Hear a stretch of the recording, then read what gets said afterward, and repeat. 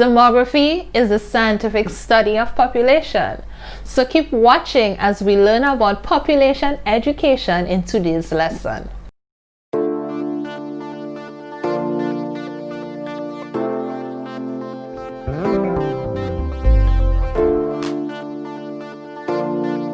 Remember to follow me on Instagram at savvyshay_tt. Subscribe, comment, and like.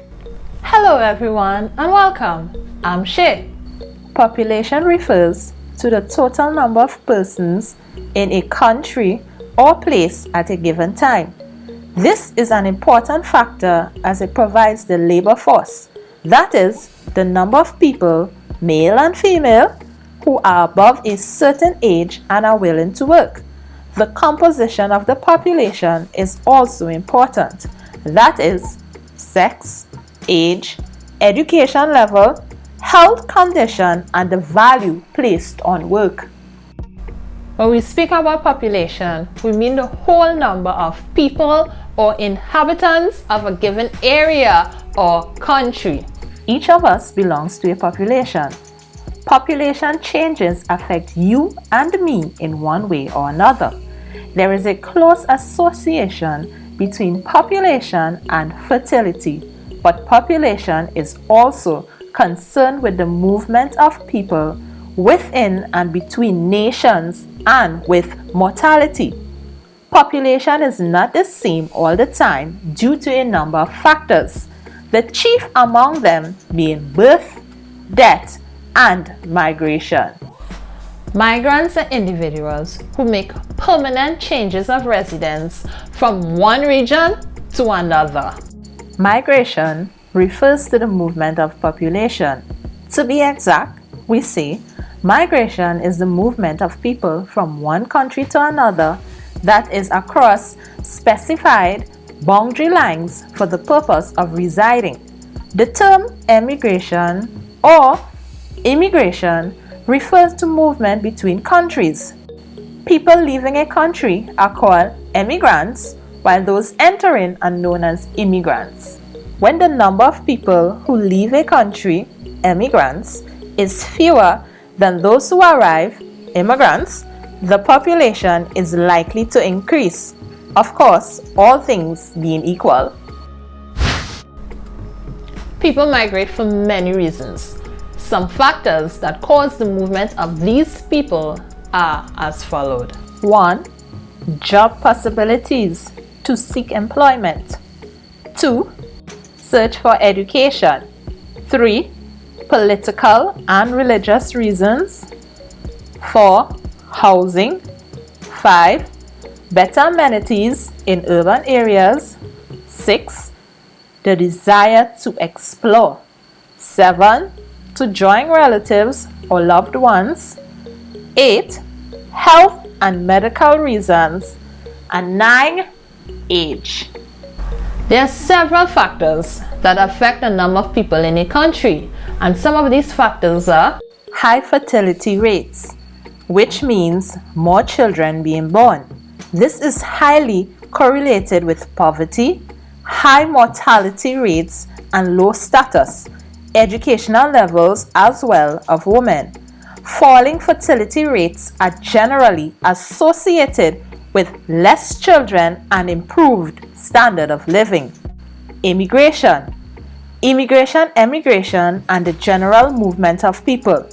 When people leave a country, there are less people in that country. If these people are professionals, then there is a brain drain left behind in that country. This depletion of professionals can leave the country in want of trained persons. Birth and death rate. The number of births far outweighs the number of deaths. This increases the population and puts added demands on resources available.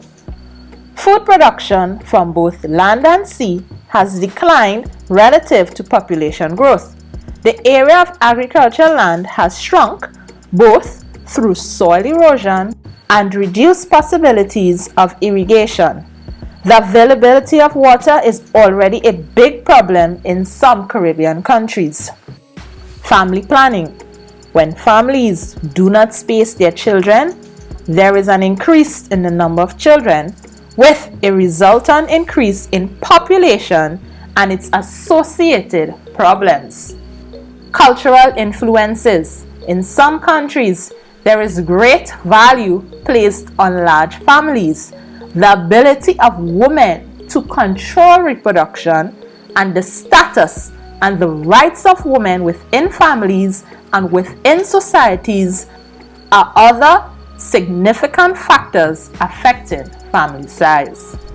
There's a strong relationship between the population of a country and its resources, and here are 4 reasons. Increased population creates pressure for space, resulting in lands being cleared for residential, agricultural, commercial, tourism, and industrial purposes. This often results in deforestation, a common problem on some islands. Soil erosion and degradation of coastal and marine resources are also common problems. Population growth would increase the pressure on the economy to provide employment, and if new jobs are not created at a pace consistent with the growth rate of a population, there will be more pressure on the existing social services, and consequently the social ills of crime and delinquency may increase.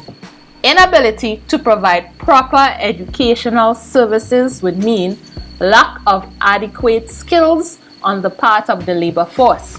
This might result in lower productivity or the use of inappropriately applied production technologies.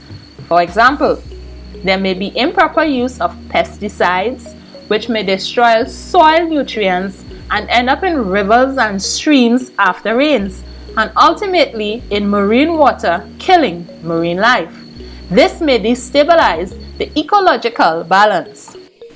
Communities tend to be overcrowded. This congestion facilitates the rapid spread of communicable diseases, resulting in an unhealthy population. Oh no! Families are easily affected by overpopulation.